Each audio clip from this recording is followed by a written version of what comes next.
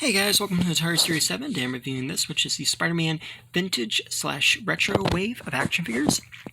Spider-Man, and this is really cool. Really blessed to pick this up today. This is Spider-Man. We got a nice clear view of him in box there with his accessories, and I have to say I love the packaging. This is made to look like the 1990s Spider-Man action figure toy line packaging by Toy Biz, and it looks just like he has Spider-Man seen on the logo. Reminds me a lot of the animated TV show, which I absolutely loved. These figures aren't based on the TV show, but the TV show was based on the toy line, and yeah, it looks pretty cool. We got the old Marvel Comics logo too. We got Spider-Man on the billboard with super posable action.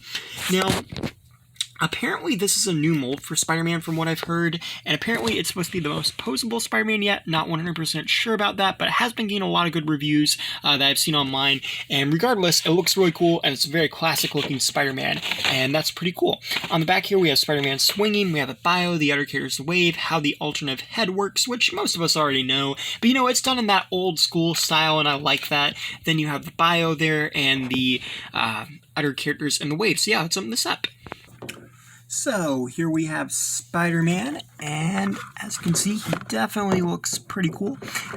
And yeah, so he's got a lot of nice details on him. So he's got the black web, sorry about that, that goes all around his mask. He's got the eyes that are a little bit bigger with the white, and you do get an alternative head, which I'll show off really quickly. You also get a pair of alternative fisted hands, but the alternative head has the more closed-in eyes, so that's pretty cool, kind of like slanted. And you got these black lines that go all throughout the suit. You have the classic-looking Spider-Man emblem there, which looks pretty cool. Then you got the blue and the red, and it just looks awesome. I love the little tiny black squares and how they did that. That looks pretty cool. Then you've got his whipping hand over here. You get two of them on this side, and there is fisted ones. Like I said, I'm probably not going to put them on, but they're pretty cool. He's got the darker blue and red too, which looks really nice, and the belt that goes all the way around. You got the classic Spider-Man logo on here, which I like on the back, and I also like how the MCU Spider-Man is the only movies that ever use these. I think it's kind of cool. I always like the spider, and I think it's neat that one of the movies at least tried to bring it to screen. And then you have the black lining that goes throughout the suit. It's very consistent. I like that. And then you have the blue paint for the legs,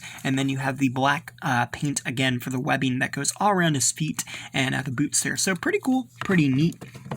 And yeah, just overall, really good classic looking Spider-Man. In terms of articulation, this is where it gets really cool. You got a 360 at the head, and you can look up and down. You have 360 at the arms and swing out the shoulder, and butterfly joints, which is pretty cool. You have a 360 here, double joint elbows, which is always nice, 360 at the wrist, and they're on hinges. Now the torso is where the articulation really changes. For starters, you have this. You don't really have like torso articulation as a 360, but what they did here is they gave him an ab crunch, but they also put him on one of those joints that allows him to go all the way back. So you get the ab crunch and that, and you get a 360 here. I don't think I've ever really seen this on an action figure before. I may have, but I don't think it's a very common thing. So that's pretty cool that they did that, and I like that they did that. The legs come forwards, backwards, and outwards. You get a 360 at the thigh, double joint knees. This is called Superposable Spider-Man, and obviously for a reason, because, this isn't really a stiff one. A lot of times you'll get the action figures and the articulation joints are a little stiff, and you don't want to move them too quickly because you can break them.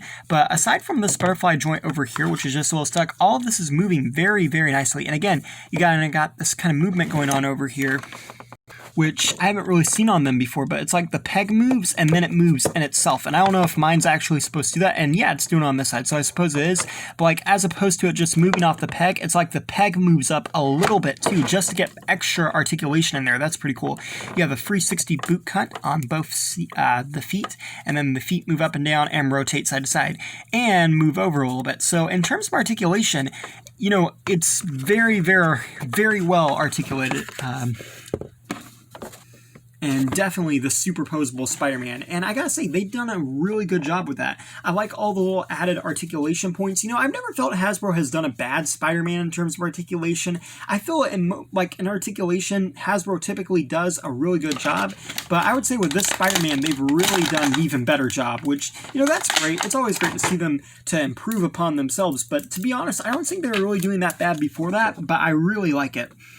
And yeah, Now, quickly, here's a comparison with the Peter Parker from this wave. And you can probably put on these alternate heads. You can probably switch them onto the different ones. I'm not sure if you can do that, but I assume you can do that. And as you can see, it looks pretty neat there. And then here's a comparison with the classic Venom figure from a couple years ago. I love having classic Venom and Spidey together. I don't think this is what Spidey was wearing when he first met Venom, but I think it's pretty cool to have a classic Spidey and Venom beside each other. And again, it reminds me of the animated cartoon. And then here's a classic Spidey with a more classic / modern Dr. Octopus that came out a couple years ago. And yeah, as you can see, they just look great together. Overall, I think they did a good job on this. I really like the updated articulation and detailing. I just think it looks cool, you know? We have gotten classic Spider-Mans before in the comic series, but it's not something they do a lot, so it's kind of cool to see it. Like, you know, usually we just get Spider-Man variants, so I do like this. And thank you for watching. Please rate, like, and subscribe.